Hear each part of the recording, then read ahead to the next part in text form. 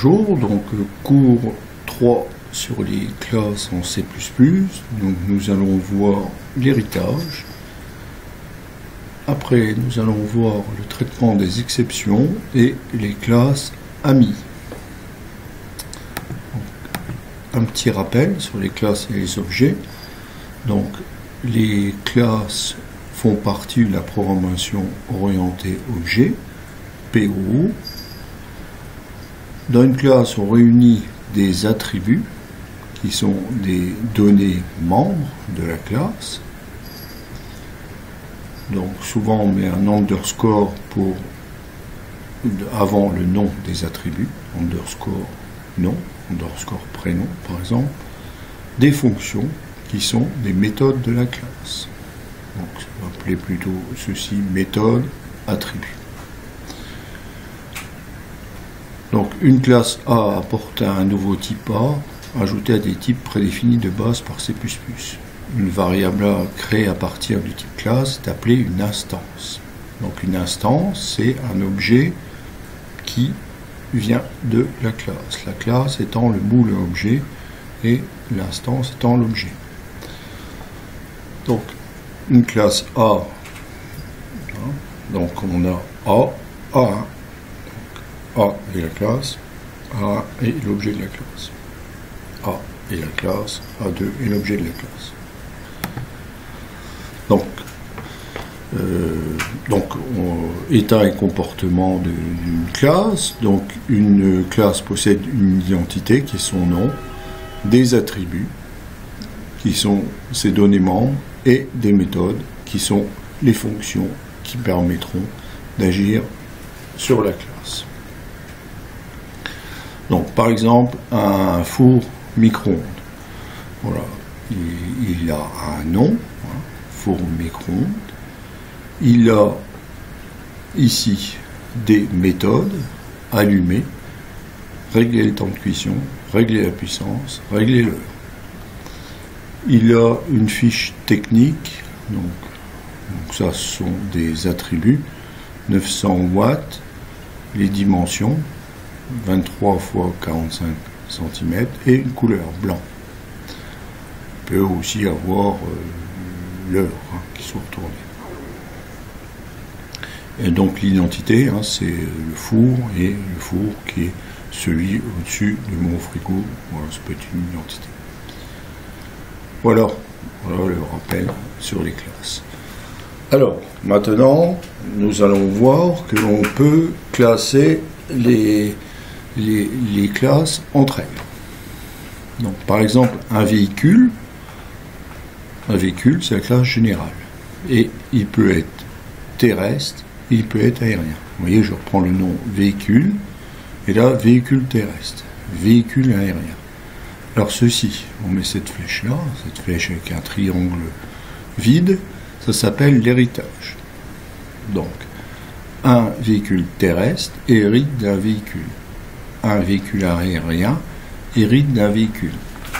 Donc c'est une spécialité de véhicule. Donc si on spécialise véhicule, on a véhicule terrestre. Si on spécialise véhicule terrestre ici, ça fait véhicule terrestre voiture. Véhicule terrestre camion. Véhicule aérien, donc quand je spécialise, ça fait avion.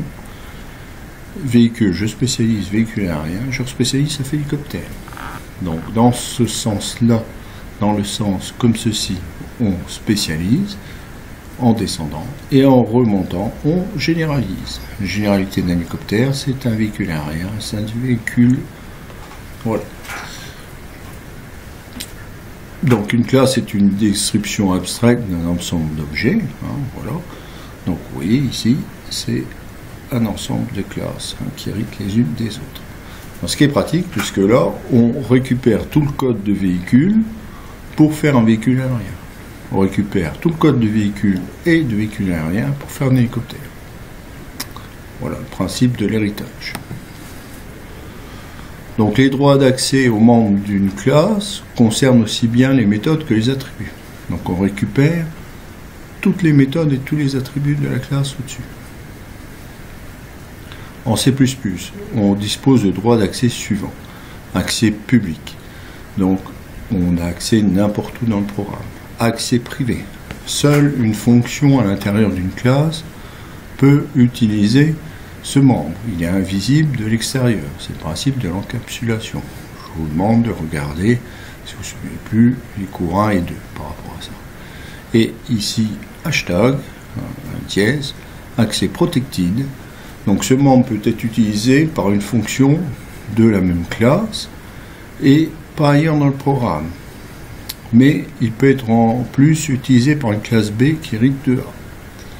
Donc en gros, si ici on a un véhicule ici qui a par exemple 7 chevaux, donc ici, véhicule terrestre, il va récupérer 7 chevaux. Véhicule aérien, il va récupérer 7 chevaux. Mais véhicule terrestre, on peut lui dire par exemple qu'il aura en plus 4 roues. 4 roues ici, ça ne va pas être dans véhicule, ça va être que là. Donc ça va être protected. Donc une donnée protégée. D'accord? Protected. Donc, par contre, cette donnée protégée va hériter ici. Donc la voiture aura 4 roues. Le camion aussi aura 4 roues. Donc une donnée protégée, protected, pourra descendre, mais pas remonter. Par exemple, ici, le véhicule n'a pas forcément 4 roues. C'est que le véhicule terrestre. Véhicule aérien, par exemple, donnée protégée, il aura 2 ailes. Donc l'avion aura 2 ailes, l'hélicoptère aura 2 ailes. Bon, évident, bon, alors, on peut dire, par exemple, que ici, les ailes ne vont pas remonter dans le véhicule. Les roues ne vont pas remonter dans le véhicule. Voilà. Voilà comment ça fonctionne protected. Donc, l'héritage, spécialisation ou dérivation, donc dans ce sens-là, on spécialise, on devient de plus en plus précis. Ici, on généralise. Permet d'ajouter des propriétés à une classe existante pour en obtenir une nouvelle plus précise. Donc, on reprend tout ce qu'il y a ici de la classe mère. Classe mère, c'est au-dessus, classe fille en dessous, superclasse au-dessus, sous-classe en dessous. Voilà, c'est des petits termes comme ça que vous verrez assez souvent utilisés. Donc, la classe B reprend toute la classe A et elle peut avoir en plus quelque chose en protected avec le hashtag. Peut hériter, mais ne peut pas remonter vers la classe mère. L'idée est un B est un A avec des choses en plus. Donc on récupère tout le code de ça, et on met des choses en plus. Les choses en plus sont souvent protected.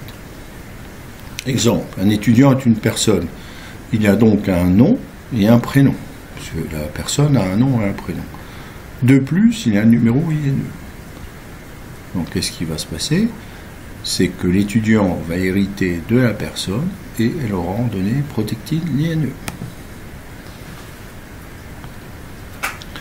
Donc, une classe A n'hérite pas d'une classe A, ça sert à rien, et c'est impossible. Une classe B qui hérite d'une classe A, la classe B peut pas, la classe A ne peut pas hériter de la classe B, c'est impossible aussi. Par contre, une classe C hérite d'une classe B, et une classe B hérite d'une classe A, ça c'est possible.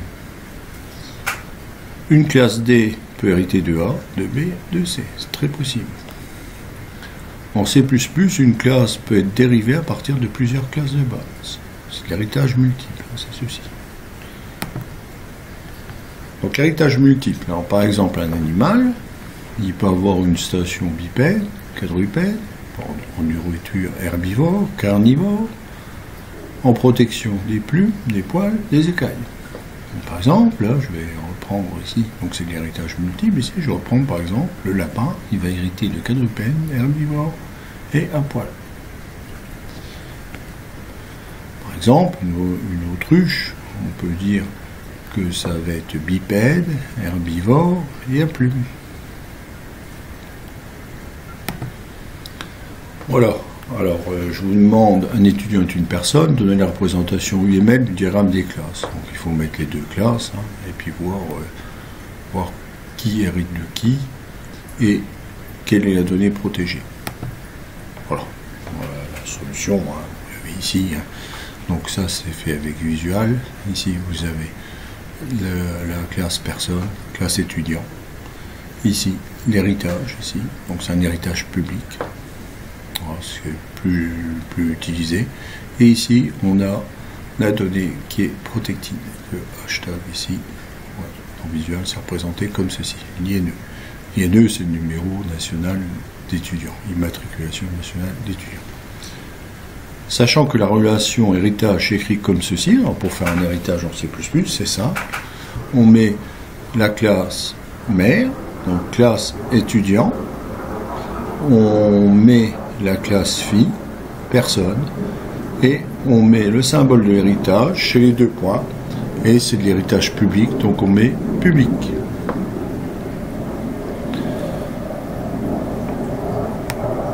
C'est simple, on met ceci dans la déclaration des classes. Après, on va voir la donnée membre protected, qui est hashtag INE. Voilà. Donc celle-ci ne dépendra que d'étudiants, je rappelle. Elle pourrait être héritée, par exemple, sur étudiant en BTS. Si je mets une classe étudiant en BTS, elle va hériter de étudiants. Par contre, elle ne pourra pas remonter à personne. Personne n'a pas de numéro INE.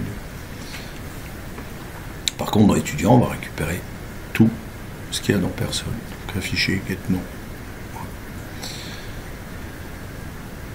Donc, alors après, par contre, ce qu'il faut savoir, c'est le constructeur. Le constructeur en héritage est un peu plus complexe.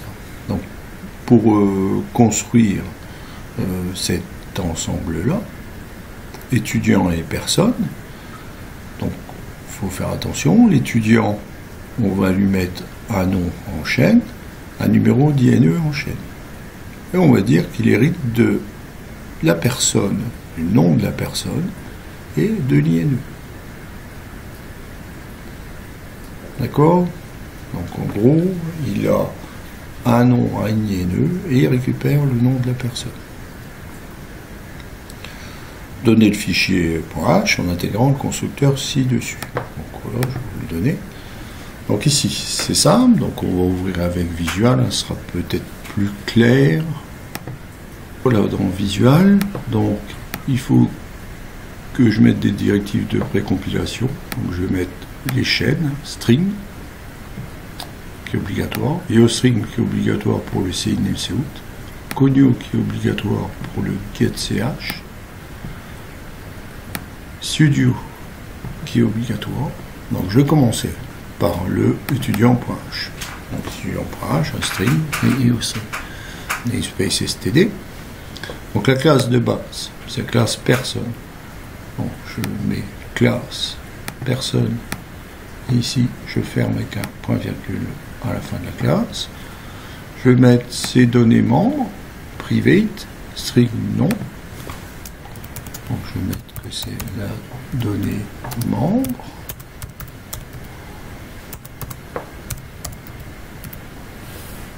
Nom de la personne.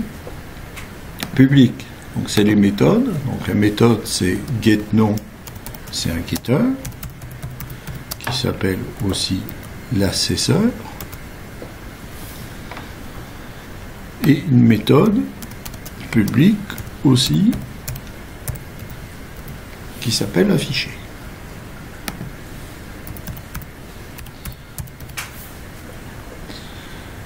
Donc ici, personne string,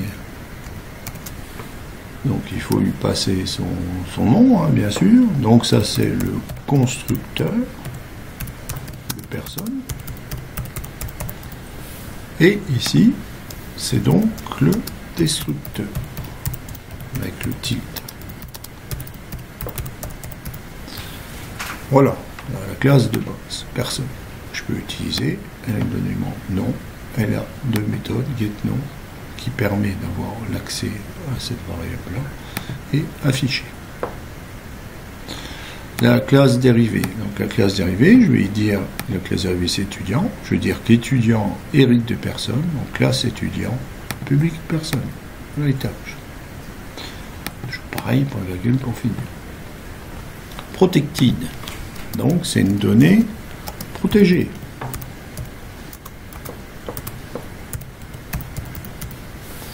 Donc cette donnée protégée, elle peut descendre et pas remonter. Une méthode affichée, void, qui retourne rien, et un get INE, donc je récupère l'INE et j'envoie d'un string. Ajout de nouvelles fonctionnalités. Donc ces nouvelles fonctionnalités sont ici, vous avez deux choses en plus, l'INE, et vous avez la possibilité d'avoir l'INE.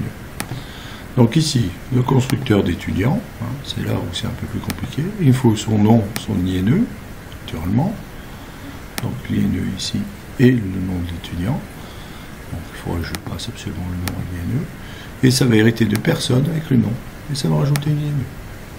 Le constructeur fait appel à la classe mère qui récupère le nom de la personne. Le nom de la personne, et voilà. D'accord ? Donc, alors, pour le CPP,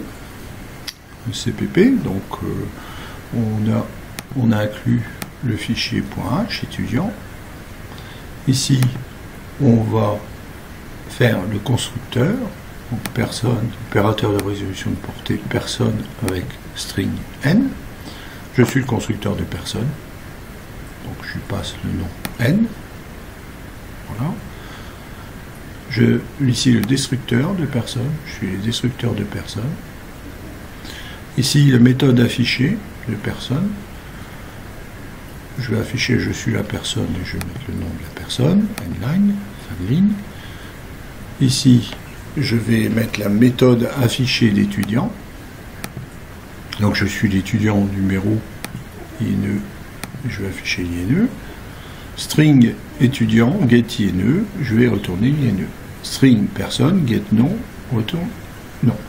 Oups. Je vais faire de la classe personne une personne avec Toto, il faut un nom. Une personne affichée, donc ça va afficher la personne. Étudiant, donc ça c'est la classe. L'objet un étudiant, Titi qui est son nom, et un ABCDEF qui est son INE. Je vais faire un étudiant pour afficher. Donc, je vais tester.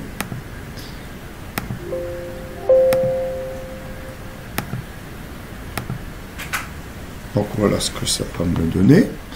Donc ça va me donner, je suis constructeur de personne, je suis la personne Toto, je suis constructeur de personne, je suis l'étudiant numéro ABCDEF. Donc j'ai pas son nom d'étudiant. J'ai pas Titi ici. Donc pour avoir Titi, il faut que je me réfère à ce que je vous ai donné ici. Dans le main, il faut dire qu'une personne égale un étudiant. On associe l'étudiant à la personne pour avoir son nom. Une personne affichée, on affiche le nom d'étudiant. Donc voilà. Donc on va rajouter une personne égale un étudiant.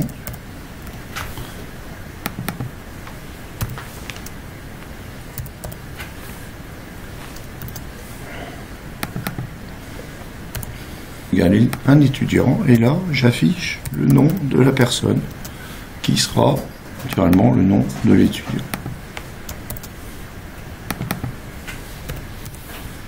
Donc voilà, je vais tester, j'enregistre, je vais tester. Donc j'ai bien constructeur de personne, je suis la personne Toto, constructeur de personne, je suis l'étudiant numéro et je suis la personne Titi. Donc ça fonctionne très bien. Donc, si B hérite de A, alors toutes les instances de B sont aussi des instances de A. Donc, possible de faire, dans le fichier main, personne, une personne, étudiant, un étudiant. Une personne égale un étudiant, c'est OK, ce qu'on vient de faire. Une personne avec le pointeur P personne, l'étudiant avec le pointeur P un étudiant, égale une référence un étudiant. C'est possible. Pointeur d'une personne égale pointeur d'un étudiant, c'est possible. Évidemment, l'inverse n'est pas vrai. On ne peut pas dire qu'un étudiant égale une personne, c'est faux. On ne peut pas faire pareil pour les pointeurs. Pointer sur un A n'est pas pointer sur un B. Donc voilà, on peut pointer, on peut dire qu'une personne égale un étudiant, on ne peut pas dire qu'un étudiant égale une personne. On peut dire que la classe générale égale la classe en dessous, on ne peut pas dire que la classe en dessous égale la classe générale.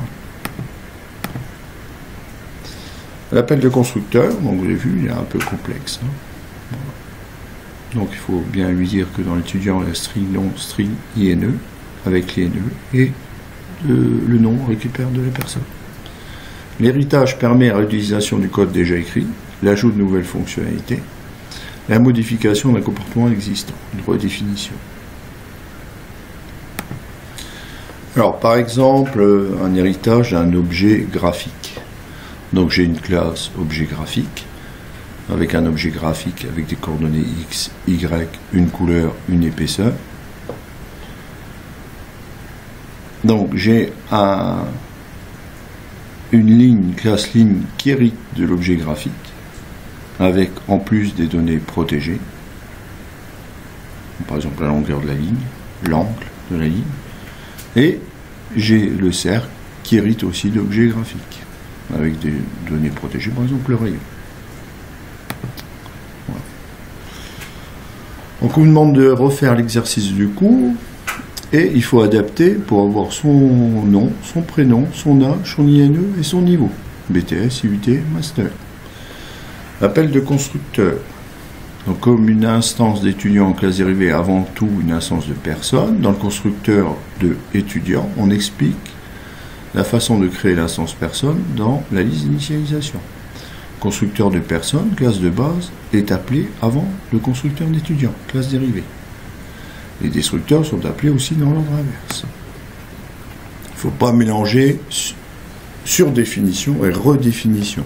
Une surdéfinition, une surcharge, hein, on l'avait vu par exemple avec la multiplication, permet d'utiliser plusieurs méthodes qui portent le même nom au sein d'une même classe, avec une signature différente.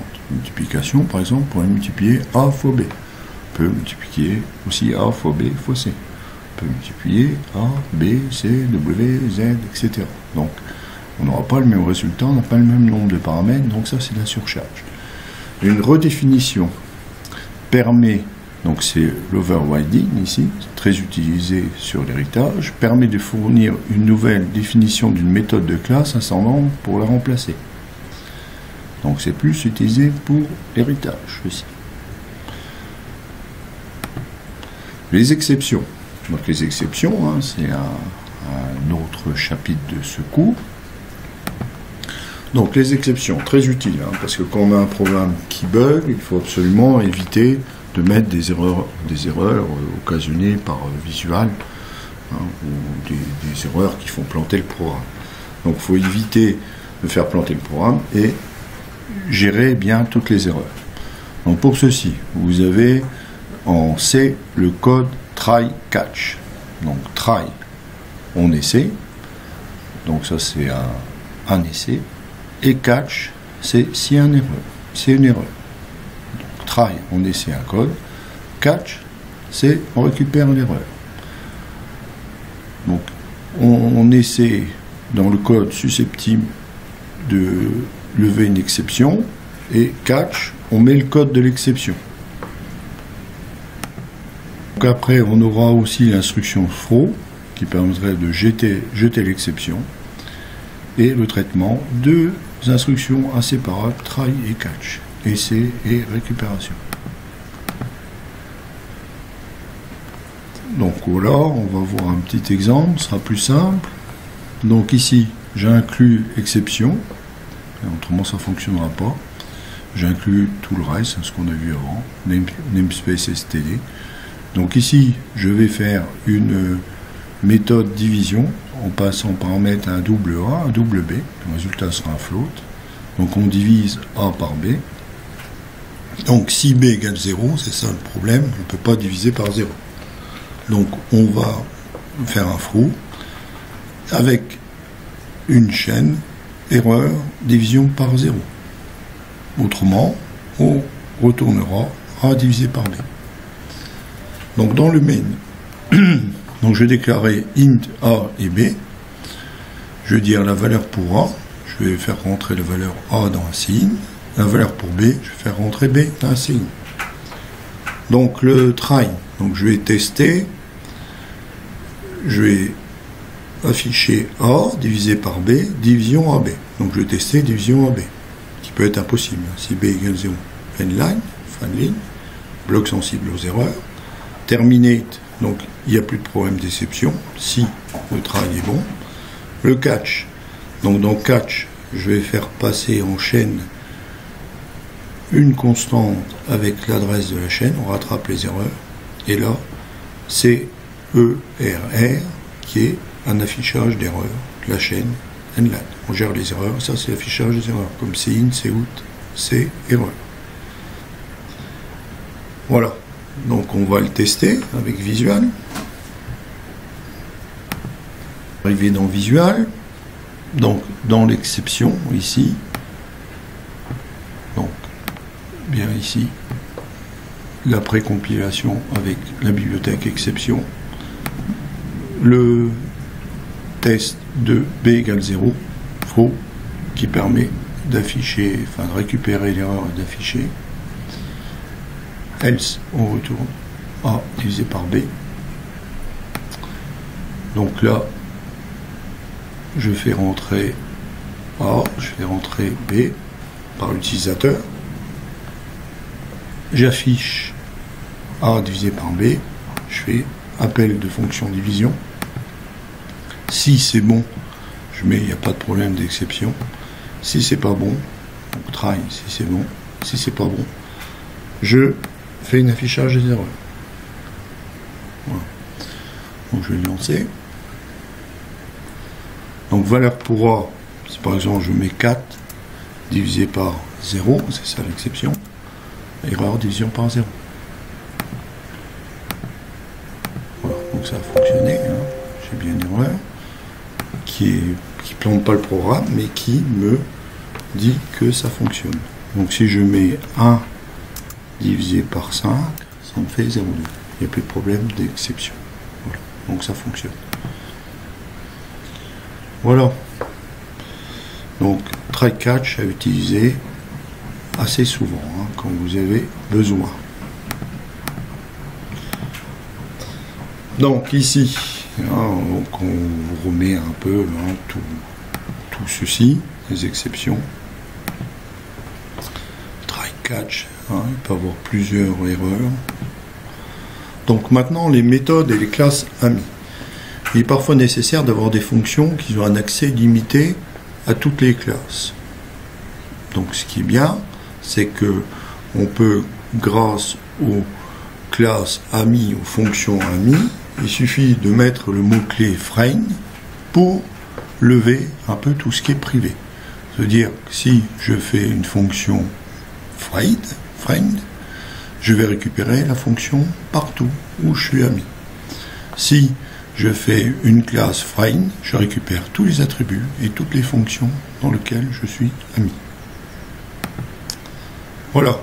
Donc l'exemple, on a une classe A avec une donnée privée int A et je vais écrire A, la méthode, et j'écris cette donnée privée. Donc là, la méthode est ami. Donc ici, je peux la récupérer de n'importe où. Donc par exemple, la classe hôte est amie avec la classe ami. Donc ça veut dire que je peux récupérer tout de la classe ami. Voilà. Donc petit test avec Visual Studio. Donc ici je suis classe ami, voilà, ici. Voilà, ami. Donc j'ai la classe hôte qui est ami avec la classe ami. La classe ami qui a une donnée membre i.